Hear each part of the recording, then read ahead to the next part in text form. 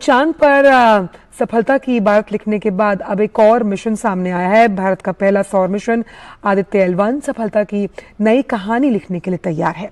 सौर mission Aditya L1 का आज सुबह 11:50 पर आंध्र प्रदेश के श्रीहरिकोटा अंतरिक्ष केंद्र से प्रक्षेपण किया जाएगा।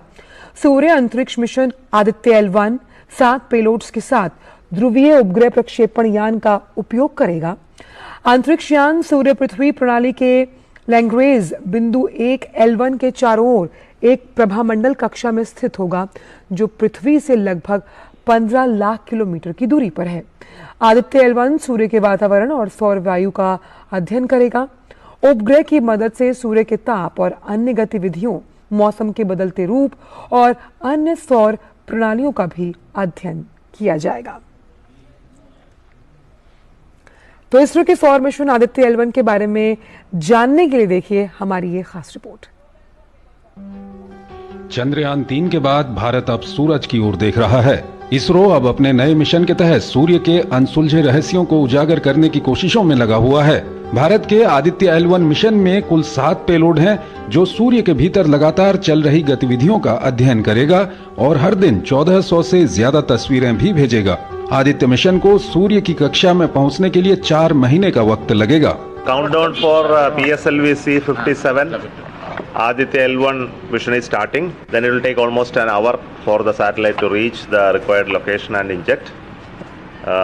So the Aditya L1 satellite is for studying our sun, and it will take another 125 days to travel from Earth to reach the point where the satellite will look at sun, called L1 point. So I came here to pray to Changalamba Parameshwari for getting us the strength for making this launch again. Very important launch, successful. ये भारत का पहला सौर mission है। सौर mission का प्रक्षेपण 2 सितंबर 11:50 पर श्रीहरिकोटा से किया जा रहा है। इसे PSLV C57 लॉन्चर पर लॉन्च किया जाएगा। आदित्य L1 मिशन को सूर्य की सबसे बाहरी परत के अवलोकन के लिए तैयार किया गया है। आदित्य L1 पृथ्वी से करीब 15 लाख किलोमीटर की दूरी पर स्थित सूरज तक की यात्रा लैग्रेंज बिंदु के जरिए करेगा।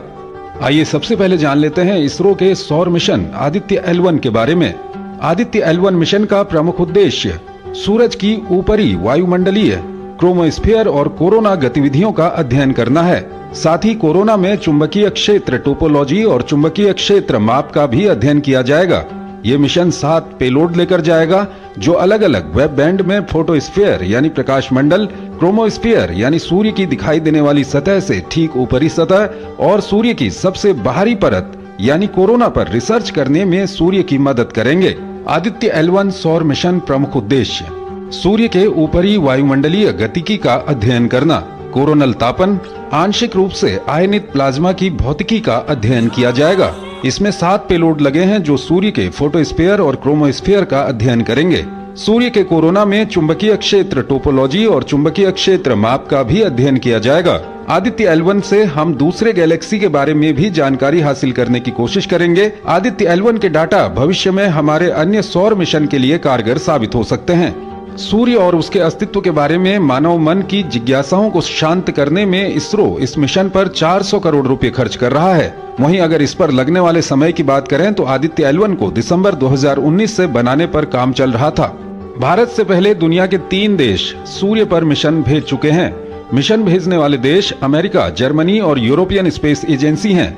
इन्होंने अब तक 22 बार सूरज तक पहुंच बनाने की कोशिश की है, लेकिन महज एक बार ही वहां के सैंपल जुटा पाने में सफलता मिली है।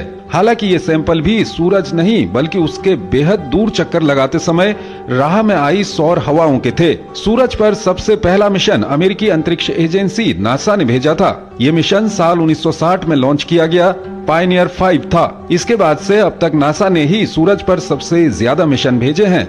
सूरज की तरफ भेजे गए मिशन में से 14 मिशन अकेले नासा के रहे हैं, जबकि उसने जर्मनी और यूरोपियन स्पेस एजेंसी के साथ मिलकर भी 5 मिशन लॉन्च किए हैं। सूर्य कई ऊर्जावान कणों और चुंबकीय क्षेत्र के साथ लगभग सभी तरंगदैर्ध्य में विकिरण या प्रकाश छोड़ता है। हमारी पृथ्वी का वायुमंडल और उसका चुंबकीय क्षेत्र एक सुरक्षा कवच के रूप में कार्य करता है। पृथ्वी ही कणों और क्षेत्रों सहित कई हानिकारक तरंगदैर्ध्य विकिरणों को रोकती है।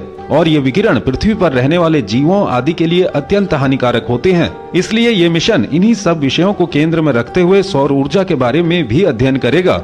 चूंकि कई विकिरण पृथ्वी की सतह तक नहीं पहुंच पाते हैं, इसलिए पृथ्वी के उपकरण ऐसे विकिरण का पता नहीं लगा पाएंगे। इसी वजह से इन विकिरणों पर आधारित सौर अध्ययन भी नहीं किए जा सकते। हालांकि ऐसे अध्ययन पृथ्वी के वायुमंडल के बाहर यानी अंतरिक्ष से अवलोकन करके किए जा सकते हैं। इसी प्रकार एक सवाल उठता है कि सूर्य से निकलने वाले वायु के कण और चुंबकीय क्षेत्र ग्रहों के बीच अंतरिक्ष से कैसे यात्रा करते हैं। इसे समझने के लिए एक ऐसे बिंदु से अध्ययन किया जाना चाहिए जो पृथ्वी के चुंबकीय क्षेत्र के प्रभाव से बहुत दूर है। सूर्य का अध्ययन आखिर क्यों है जरूरी? सूर्य कई ऊर्जावान कणों और चुंबकीय क्षेत्र के साथ लगभग सभी तरंगदैर्घ्य में विकिरण या प्रकाश छोड़ता है। हमारी पृथ्वी का वायुमंडल और उसका चुंबकीय क्षेत्र एक सुरक्षा कवच के रूप में कार्य करता है। पृथ्वी कई हानिकारक तरंगदैर्घ्य विकिरणों को रोकती है, जिसके चलते अंतरिक्ष से सूर्य का अध्ययन बहुत ही महत्वपूर्ण है। Bureau report, DD news.